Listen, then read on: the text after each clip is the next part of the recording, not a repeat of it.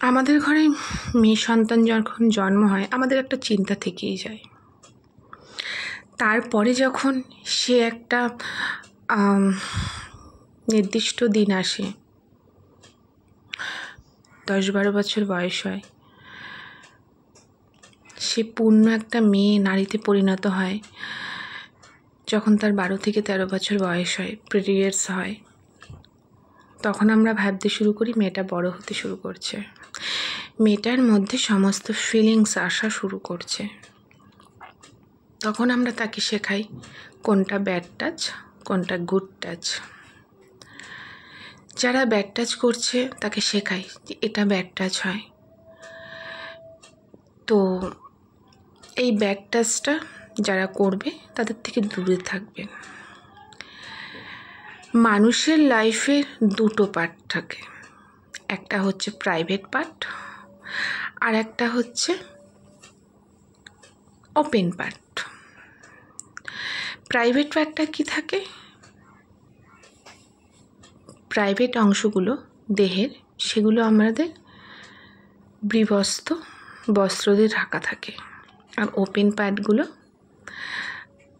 যেগুলো আমাদের দেখা যায়। আর আমরা এভাবেই তাদেরকে শেখাই যে ব্যাড টাচ কীভাবে হয়।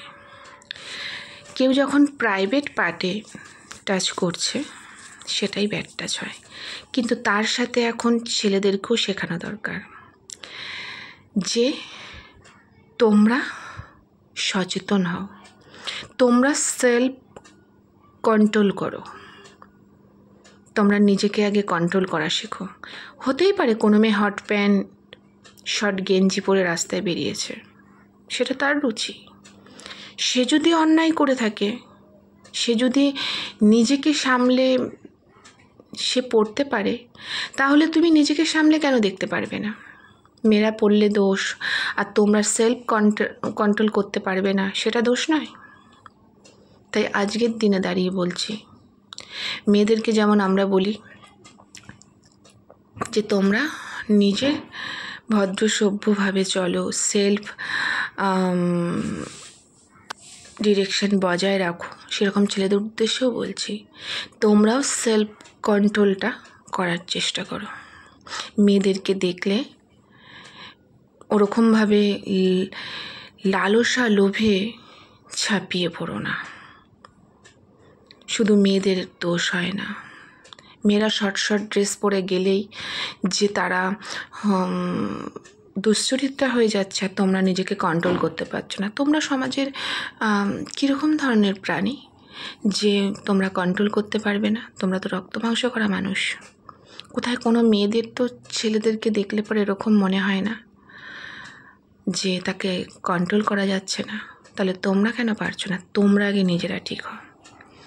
তোমরা তো শর্ট ড্রেস পরা শুধু মেয়ে না, কোনো মহিলারা যদি শাড়ি পরেও যাও, ভদ্র সভ্য ড্রেস পরে গেলেও তোমরা তাদেরকে একই নজরে দেখো। তাই তোমাদের নজর ভঙ্গিটাকে ঠিক করো, তোমরা আগে নিজেরা ঠিক হও। আজকের দিনে দাঁড়িয়ে বলছি, শুধু মেয়েদের সেলফ অ্যাসেপ্টেড থাকা উচিত নয়, ছেলেদেরও সেলফ কন্ট্রোল করাটা উচিত, থাকা উচিত।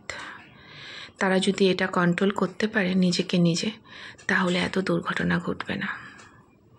তাই আর নয়, অনেক হয়েছে মেয়েদের দোষ। সব ব্যাপারে মেয়েরাই নির্যাতিত হচ্ছে আর মেয়েরাই দোষীর ভাগী হচ্ছে। তাই এবার ছেলেদেরকে সাবধান করে বলছি, প্লিজ। তোমরা দেখতে পাচ্ছ সারাটা দেশে কি শুরু হয়েছে একমাত্র তোমাদের জন্য। তাই আর নয়, আর কিন্তু আমরা সহ্য করব না। তাই তোমাদের উদ্দেশ্যে বলছি, সাবধান হয়ে যাও, সেলফ কন্ট্রোল করা শেখো, নইলে তোমাদেরই কপালে দুঃখ আছে। মেয়েরা কিন্তু আর নয়, মেয়েরা এবার থেকে অবাধে স্বাধীনভাবে ঘোরাঘুরি করবে। কলমে দীপা পাল দত্তের সাথে কণ্ঠে দীপা পাল দত্ত। নমস্কার।